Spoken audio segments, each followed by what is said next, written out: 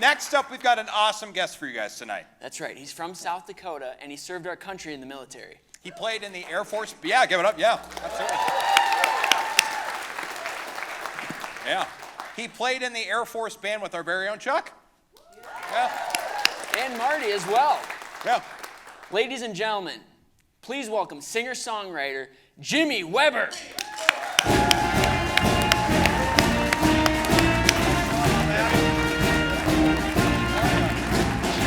Man, it's Jimmy, everyone. Hello. Oh my goodness. It's a good-looking audience, buddy. It's a good-looking audience. Yeah. Here, I'm going to set your cup over there. Thank you. They're empty this time. All right, that's good to know. I'm sorry, Jimmy. They weren't earlier. Well, Jimmy, thanks for joining us. Oh, what a pleasure. It's great to be back in my home state of South Dakota, and thank you. Love it. The 605. That's right. The 605. Now, you served in the military. I did. Thank you. Yes, absolutely. I think we've got a really cool picture of you here in with the shades. You're all ready to rock out there. That's I recognize that picture. That's Baghdad, Iraq, and it was one of 4 trips I made to Iraq, and I did 3 trips to Afghanistan, entertaining our troops as part of the Air Force band. It was just a privilege, you know. That's incredible. Yeah, that's awesome. Now, you were in the Air Force band with Chuck and Marty over there in our Late Night Boomers band. You guys played together. That's where you met. Absolutely. Well, Chuck and I were going to South Dakota State, and I think we both made it about a year. And, too many Nick burgers and trips to Ray's Corner, I think. But Chuck just disappeared all of a sudden from, the second semester I came back excited to see Chuck, and they said, no, I think he ran off and joined the Army. And I said, well, that's too bad, and he called me up, hey, Jimmy, you got... That's a good imitation of Chuck. You gotta come join the Air Force band. It's the best. They buy your gear, and we just play and support the military. And I was in. I think we've got a picture of you guys. Look at you. Your studs there. Look at that. Okay.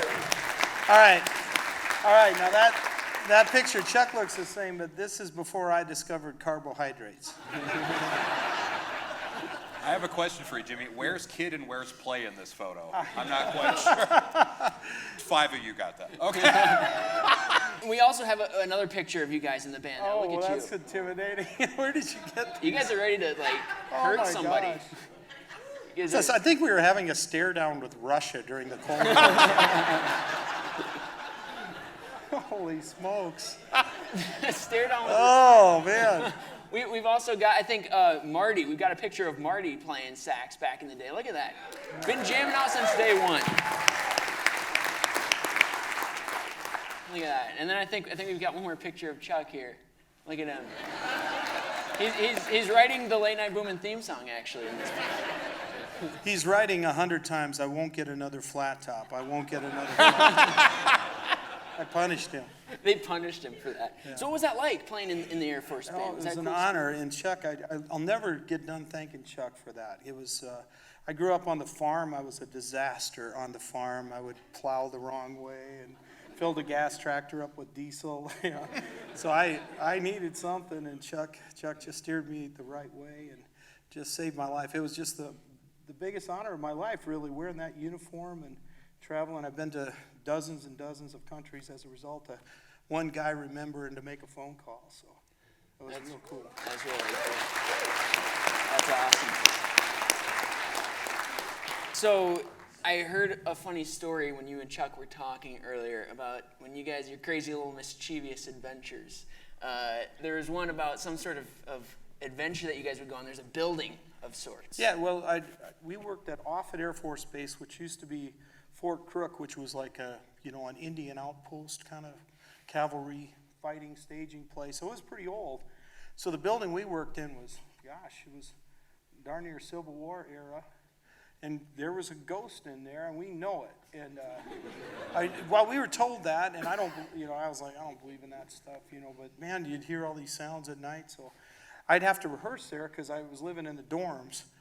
and they wouldn't, my guitar would get too loud or whatever. So I'd go to the squadron, we called it, to rehearse, and I'd be creeping around, looking around for the ghost, and he'd never show, So I don't know how he did it, but every time I'd go down a different hall to go use the restroom or something. He jumps out, and I would just make these, and it's not like Cool in the movies where you scream, I'd go, It's like a squeak. That's not funny. He says that's a, It's so embarrassing.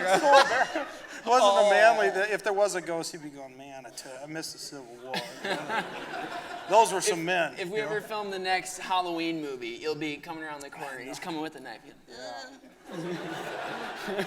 I'm just feeling, oh.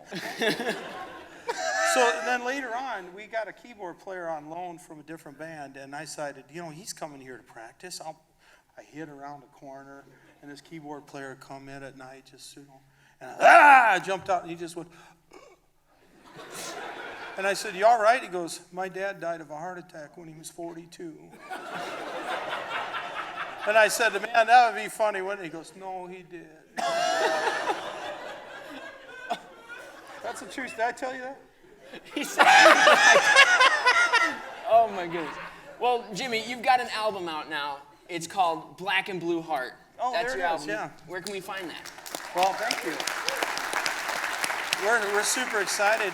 Right about the time COVID hit, I started writing again. I hadn't been writing for a long time, but we all had a lot of time.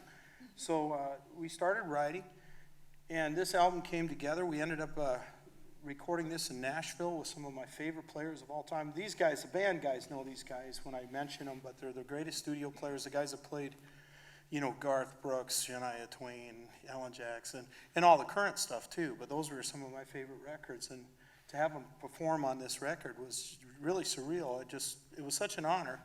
And I think a lot of it was they enjoyed the military aspect of it. They were wanting to pay their respects to, not to me, but to the military. And so we're excited about it. You can get this it's on the Spotify and the Amazon and the iTunes and all that. My kids know more about this than me, but you can download it. You can download it, you can stream it, you can buy it, but now it's a great time because anybody can put anything out, and if people enjoy it, they can listen to it. So. Yeah, well, that's really cool. That's really cool. So check out Black and Blue Heart by Jimmy Weber. Thank you. That.